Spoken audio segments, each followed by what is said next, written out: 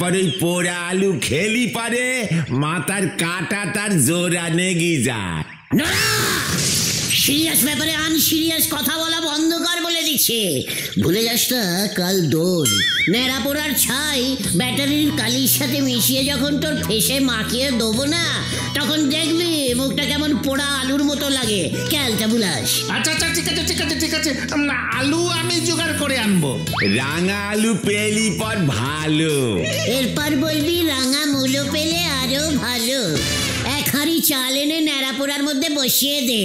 কাল তোর বাড়ির সিদ্ধ ভাতটা এখান থেকেই বাগানোর ধান্দা করছিস না? আমি যেন কিছু বুঝি না। আপনি নিজে যেমনি অন্যেরও তাই ভাবেন।